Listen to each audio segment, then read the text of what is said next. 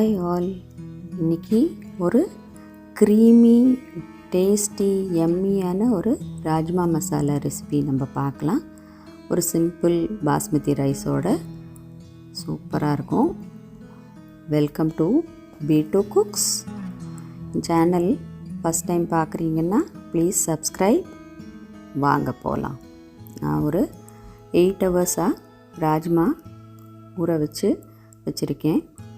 ஒரு ப்ரெஷர் குக்கரில் நம்ம சோக் பண்ணியிருந்த ராஜ்மா போட்டு நம்ம குக்கருக்கு ஏற்ற மாதிரி எவ்வளோ விசில்ஸ் விடணுமோ விட்டு நல்லா குக் பண்ணிக்கோங்க. ஒரு பேனில் ஒரு 3 டேபிள் ஸ்பூன் ஆயில் விட்டு ஒரு 1 டீஸ்பூன் ஜீரா ஃபஸ்ட்டு ஆட் பண்ணியிருக்கேன். அதுக்கப்புறம் ஒரு 2 மீடியம் சைஸ் ஆனியன் நல்லா ஃபைனாக சாப் பண்ணி அதை ஆட் பண்ணியிருக்கேன். அதுக்கப்புறமா ஒரு 1/2 டீஸ்பூன் ஜிஞ்சர் கார்லிக் பேஸ்ட்டு போட்டுட்டு இந்த ஜிஞ்சர் கார்லிக் பேஸ்ட்டோட ஸ்மெல்லு நல்ல ரா ஸ்மெல்லு போகிற வரைக்கும் நல்லா சாட்டே பண்ணி வதக்கி நல்லா சாட்டே பண்ணிக்கோங்க. அதுக்கப்புறம் இந்த மாதிரி கோல்டன் ப்ரௌனாக ஆனியன் மாறினதுக்கப்புறமா ஒரு 2 டொமேட்டோ ஆட் பண்ணியிருக்கேன் ஃபைனாக சாப் பண்ணி. டொமேட்டோ ஆட் பண்ணிவிட்டு ஒரு 1/2 டீஸ்பூன் டர்மரிக் பவுடர், அப்புறம் ஒரு 1/2 டீஸ்பூன் சால்ட் போட்டு நல்லா கலந்து விடலாம்.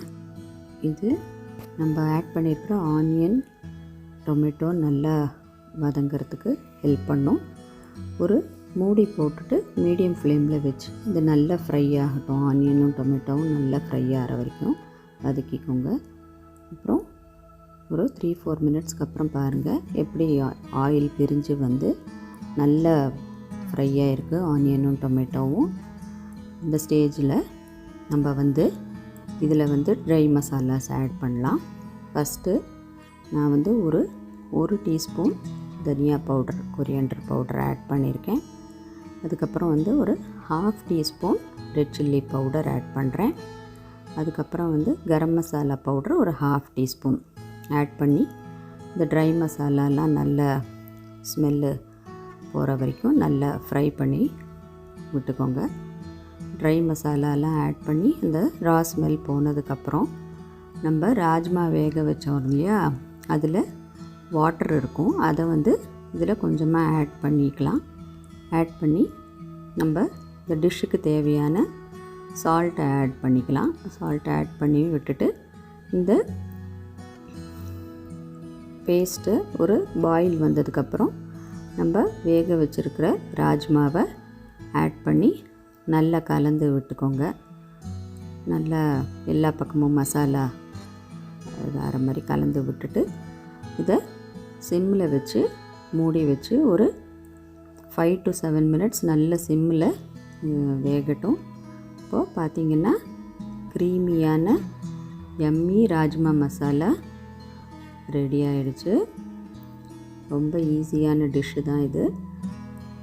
எல்லாருக்கும் பிடிச்ச டிஷ்ஷு, ஹெல்த்தியான ப்ரோட்டீன் ரிச் டிஷ்ஷு. வாங்க இதை நம்ம ஒரு சிம்பிள் ஒரு ஜீரா ரைஸோட சர்வ் பண்ணலாம். ஜீரா ரைஸ் கூட இந்த creamy rajma masala, protein rich rajma மசாலாவை ட்ரை பண்ணி பாருங்கள். கமெண்ட் பண்ணுங்கள். சேனலுக்கு சப்ஸ்கிரைப் பண்ணுங்கள். லைக் பண்ணி உங்கள் ஃப்ரெண்ட்ஸோட ஷேர் பண்ணுங்கள். தேங்க்யூ ஃபார் வாட்சிங். Bye all.